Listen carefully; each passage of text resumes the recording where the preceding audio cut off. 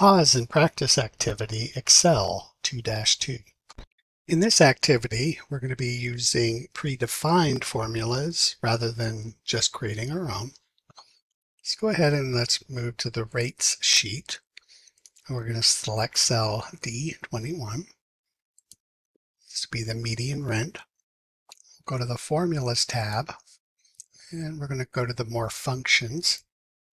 And we're going to go to our statistical group. And we're going to find median. Choose that. We need to select the cells to use in our median. It's given us what it thinks we should use, but that's a little bit off. So I'm going to go over here and I'm going to choose through D19 and click the OK button to complete this. Let's go to D23. Kind of hard for me to see this, but if you look over to the left, that's actually 22 and D at the top. Notice that they're colored in gray. So let me move one more down to D23. I'm going to type equals MO. It gives us some possible formulas that we can be using. And I'm going to choose the mode single. I'm then going to select that by double clicking on it.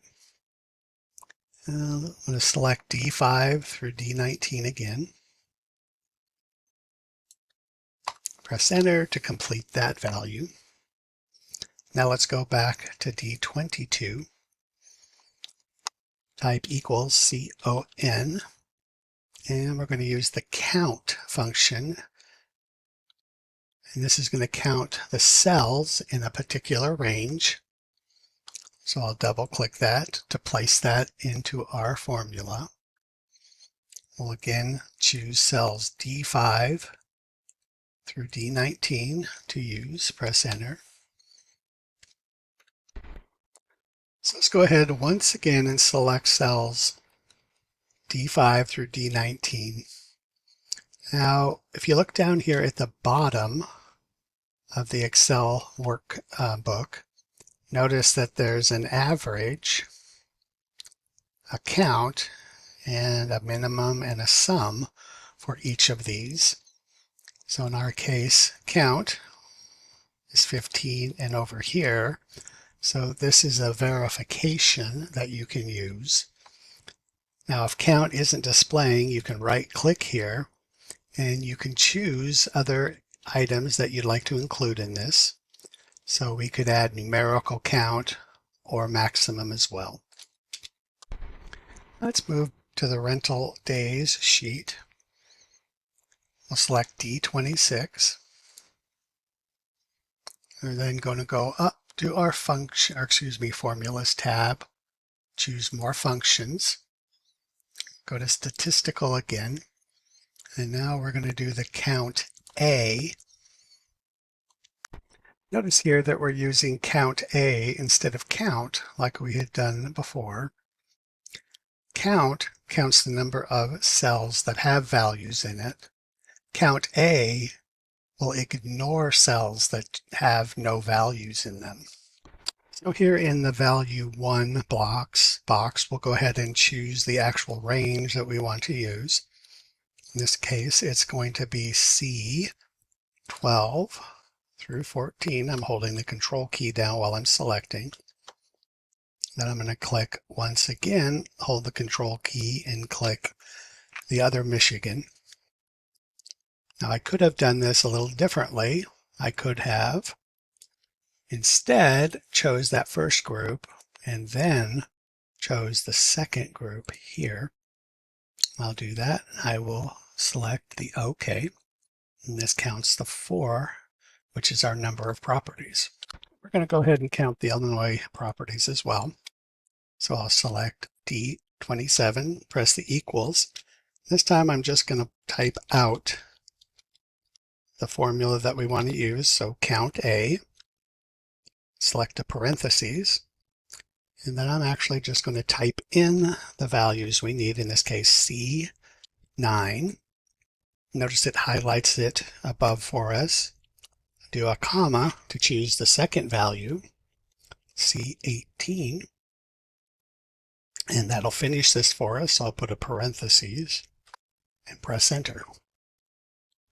So let's now move back to our profit and loss sheet. And we'll go to cell B31.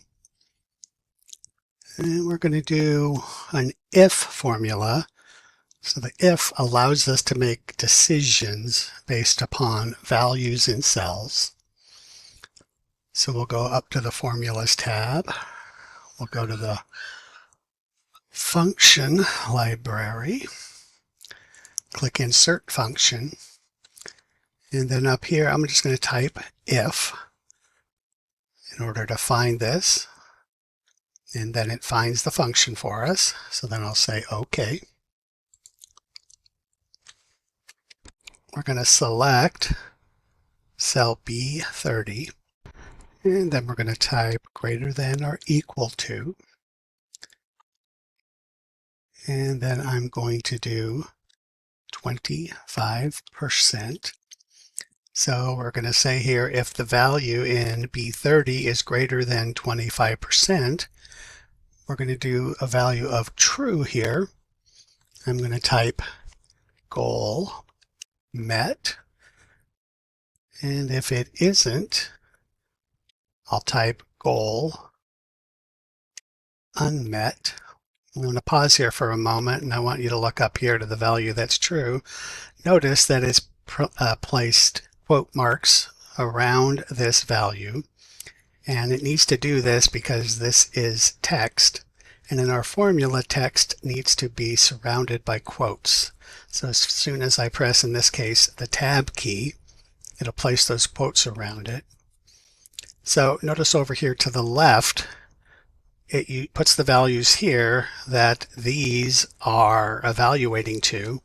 In this case, our logical test is actually true. So this will be the value that is put into our cell. And you can actually see that down as well here. Go ahead and click OK to finish this. Something I just noticed I missed earlier is if I go back up to our name box, I am missing one of the named ranges that I needed. In this case, it was profit margin. So let me go ahead and I'm going to place this back. So I'll select A30 through B30. I'm going to go back up here to our Define Names area, click Create from Selection and OK. So this should add this to our named ranges. Now if I click back here in our Goals Met area, if I were to redo this, the value here would actually show up as profit margin.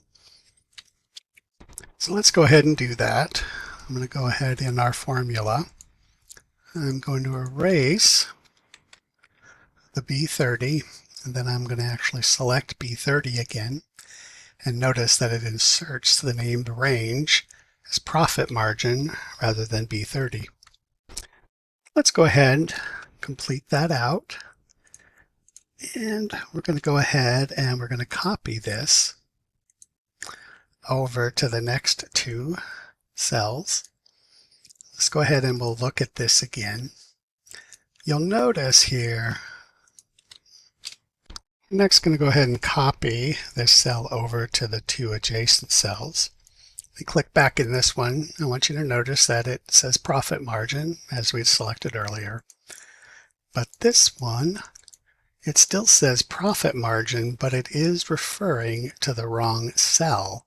It's actually referring back to this one, and we would really want the ones that are just above it. So we need to make a change to our named range for profit margin. So let's move up here to the Name Manager. We'll click on that. We'll then choose Profit Manager. Come down here to where it says Refers to. I'll go ahead and I'll select here. Make sure we're on the Profit and Loss sheet.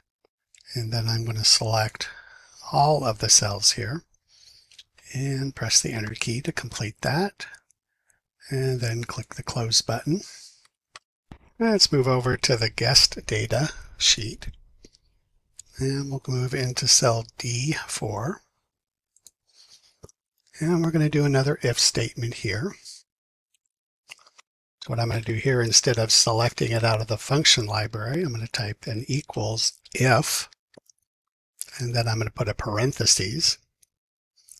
And I'm going to tell it I want to look at cell C4 greater than 5.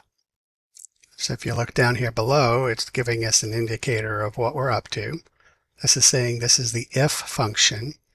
I need a logical test, which I've already done. Then I need a comma, which I'll put in next. Now it's saying insert a value if true. What this really means here, because it's got these brackets around the front and back, that means this is optional. In this case, we do want to put a value in here. So I'm going to put a quotation mark, put VIP, quotation mark, and I'll press another comma for the value that's false. And I put a quotation, and I type not yet. I'll finish it up with a parentheses, press OK, and that'll give us our result. Now we'll go ahead and copy this down to all the other cells, and we can do that just by double clicking here. Let's go ahead and move to the bicycles sheet. And we're going to go to B7. And we're going to click the financials button within our function library. And we're going to choose PMT for payment. All right, so we got options here that can determine a payment for us based upon some values. We're going to use a value in B6, it's our interest rate. Going to multiply that by, our interest rate there, then the NPR, don't know what that means. And we're going to select B5, multiply that by 12. Click the PV, this stands for present value. Click B4. We're going to skip the FV, which would be future value. And the type is a certain type of payment. So we'll choose 1, which is here. It says the payments at the beginning of the period, and this would be the end of the period.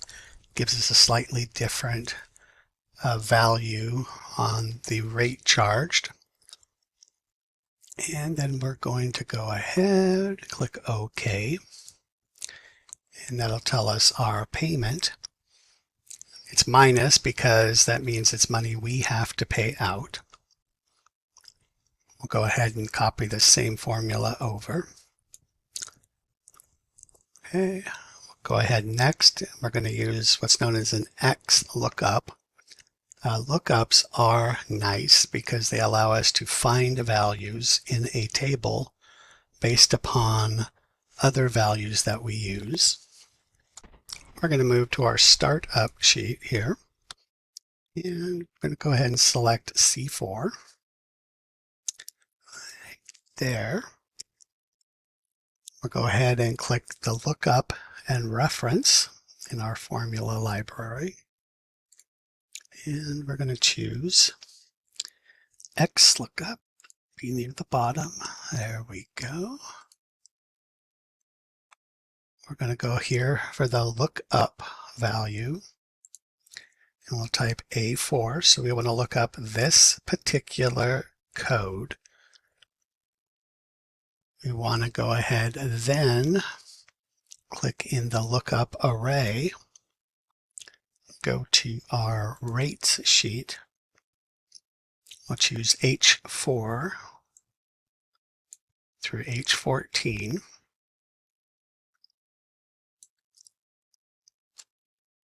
Press the F4 button. This will make this range absolute. Click on the return array. So this is where we're looking up that rate code. This is going to tell us what we want brought back into our sheet here. So we'll go back to our rate sheet. Okay. Then we're going to choose G4 through G14. We'll do that absolute as well. And then we can click the OK value. You notice here for PR001 it returned 3. If I look up back on our rate sheet, if we go and find PR001, it has the value 3. Let's move back over to our sheet. Now I'm going to go ahead and I'm going to copy this down to each of the cells below. If I look up here, you'll notice that certain of these cell references, they increase as the rows go down, and that's because they're relative. These do not change as I move down because we've made them absolute. We'll go ahead and we'll add one more item into our workbook. So let's go ahead and we're going to go pick a cell here. We're going to go up to our function library, go to the date and time, and we'll choose the today function. Now you'll notice here that the today function just has 2 parentheses. This means it does not need a value in order to produce a result. So if I click OK, it'll put today's date. One thing about this, if you put today's date in here, it will change each day that you open this. So if you open this tomorrow, it'll show tomorrow's date. So if you wanted to actually have a date that stays the same as what you, of when you created this sheet, you would need to actually type it in yourself. Okay, this ends this activity.